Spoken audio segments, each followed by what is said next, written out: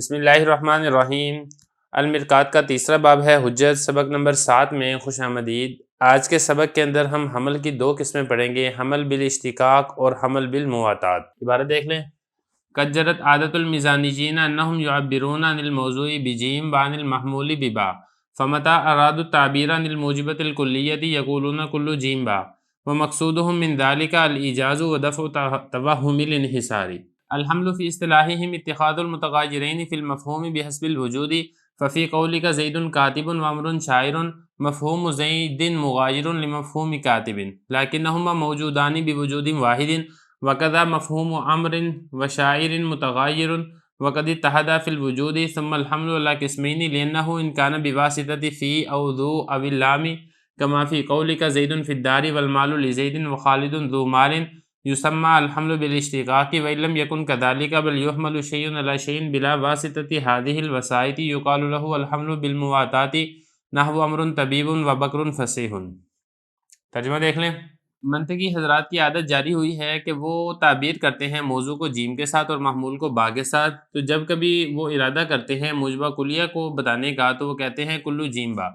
اور ان کا مقصود اس بات سے اشارہ کرنا ہوتا ہے اور منحصر ہونے کے وہم کو دور کرنا ہوتا ہے۔ فصل۔ حمل منطقیوں کی اصطلاح میں مفہوم میں متغیر چیزوں کا وجود کے اعتبار سے اکٹھا کرنا ہے، لہذا آپ کے اس قول میں زید کاتب عمر شاعر،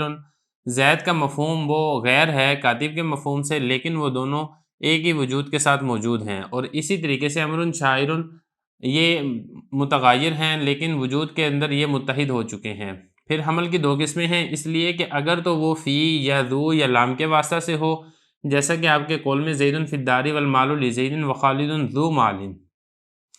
تو اس کا نام رکھا جاتا ہے حمل بالاشتقاق، اور اگر ایسا نہ ہو بلکہ حمل کیا جائے ایک چیز کا دوسری چیز پر بغیر ان وسائط کے واسطہ کے، تو اس کا نام رکھا جاتا ہے حمل بالمواتات، جیسے امر طبیب وبکر فصیح۔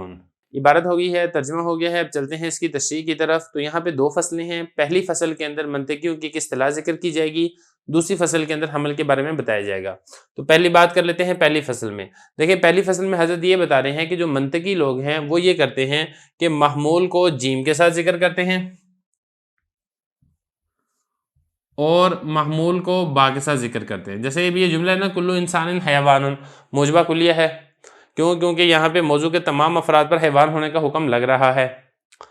تو اب یہاں پہ دیکھیں تو اب وہ منطقی لوگ ایسے نہیں کہتے کلو انسان حیوان، وہ یہ کہتے ہیں کلو جیم با۔ ایسا کیوں ذکر کرتے ہیں، یعنی موضوع کو جیم کے ساتھ اور محمول کو با کے ساتھ کیوں ذکر کرتے ہیں؟ تو دیکھیں اس کی دو وجہ حضرت نے فرمائی ہیں، دو وجہ ہیں جس کی وجہ سے اس کو ذکر کرتے ہیں۔ پہلی بات تو یہ ہے کہ اختصار۔ اب یہ دیکھیں پورا جملہ اگر ذکر کرتے ہیں کلو انسان حیوان، تو اب یہ جملہ لمبا ہو جائے گا، لیکن اگر آپ ایسے کہہ دیں گے کلو جیم با تو اب جملے کے اندر اختصار ہے۔ دوسری بات اس میں یہ بھی ہے کہ دیکھیں یہ جو پورا جملہ ہے اس کے اندر ایک وہم ہو سکتا ہے، جیسے کہ اب یہ ہم نے کہا نا کلو انسان حیوان، ہر انسان حیوان ہے، تو اس سے ایک وہم ہو سکتا ہے کہ انسان ہی حیوان ہے، انسان کے علاوہ اور کوئی حیوان نہیں ہے، تو یہ وہم غلط ہے۔ تو اس وہم کو دور کرنے کے لیے یہ کہہ دیتے ہیں کلو جیم با۔ تو اب کلو جیم با جب ہم کہیں گے کہ یعنی موضوع کے تمام افراد کے لیے محمول ثابت ہے، تو اس صورت کے اندر وہ والا وہم نہیں ہوگا جبکہ اس پورے جملے کو لکھنے کی صورت میں ہوتا ہے۔ تو یہ حضرت فرما رہے ہیں قد جرت عادت المیزانیین، میزانیوں کی عادت جاری ہے۔ میزانی کون ہے؟ دیکھیں جیسے کہ میں نے آپ کو بتایا تھا کہ علم منطق کا ایک نام علم میزان بھی ہے، تو یہ فرمایا کہ جو علم منطق کے جو منطقی لوگ ہیں یا میزانی لوگ ہیں ان کی عادت یہ جاری ہوئی ہے کہ وہ موضوع کو جیم کے ساتھ اور محمول کو با کے ساتھ تعبیر کرتے ہیں۔ مثال کے طور پہ اگر انہوں نے موجبہ کلیہ بتانا ہو تو وہ کیا کہیں گے کلو جیم با۔ تو دیکھیں مقصد اس میں ایک تو یہ ہوتا ہے کہ ایجاز مختصر ہے، دیکھیں اب یہ پورا یہ لکھیں گے تو طویل ہے، اس طرح لکھیں گے تو یہ اختصار ہے، اور دوسرا اس میں کیا ہے دفع توہم الانحصاری، دوسرا اس میں یہ ہے کہ انحصار کے وہم کو دور کرنا بھی ہے۔ جیسے کہ یہاں پر ہے نا کہ یہاں پہ ایک وہم ہو سکتا ہے کہ جو حیوان ہے اس کے تمام افراد انسان میں ہی منحصر ہیں، انسان کے علاوہ اور کوئی حیوان نہیں ہے، تو اس وہم کو دور کرنے کے لیے بھی اسی طریقے سے ذکر کر دیا جاتا ہے تاکہ یہ والا وہم باقی نہ رہے۔ تو دو مقصد ہے جس کی وجہ سے اس طریقے سے تعبیر کیا جاتا ہے۔ اس کے بعد جو آگے ہے، آگے حضرت حمل کے بارے میں بتا رہے ہیں۔ حمل کس کو کہتے ہیں؟ حمل کہتے ہیں کہ دو چیزیں ہوں اور وہ دونوں چیزیں وجود کے اعتبار سے متغیر ہوں، یعنی ایک دوسرے کی غیر ہوں،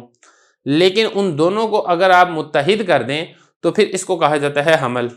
جیسے کہ حضرت نے مثال دی ہے، اب دیکھیں ایک مثال ہے زید کاتب،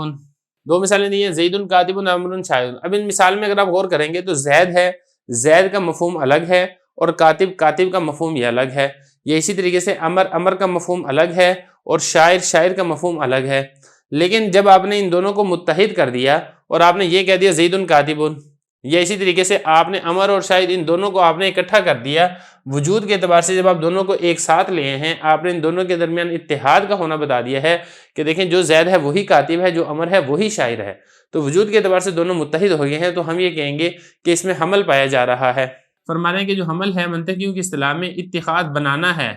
یا اکٹھا کرنا ہے، متغایرین فی المفہوم، دو مفہوم میں متغیر چیزوں کا، یعنی دو چیزیں ہیں دونوں کا مفہوم الگ الگ ہے، جیسے زید ہے، زید کا مفہوم الگ ہے، کاتب کا مفہوم الگ ہے، اسی طریقے سے امر کا مفہوم الگ ہے، شاعر کا مفہوم الگ ہے، وجود کے اعتبار سے دونوں کو اکٹھا کر دیا جائے، یعنی جو چیز ایک ہو وہی چیز دوسری ہو وجود کے اعتبار سے، نہ کہ مفہوم کے اعتبار سے، تو اس کو حمل کہا جاتا ہے۔ جیسے کہ آپ کا قول ہے زید کاتب امر شاعر، زید کا جو مفہوم ہے وہ کاتب کے مفہوم سے مغایر یعنی الگ اور جدا ہے، لیکن وہ دونوں ایک ہی وجود کے ساتھ پائے جا رہے ہیں، جو زید ہے وہی کاتب ہے، جو امر ہے وہی شاعر ہے۔ اسی طریقے سے جو امر کا مفہوم ہے اور شاعر کا مفہوم ہے، یہ دونوں الگ الگ ہیں لیکن وجود میں دونوں متحد ہو گئے ہیں،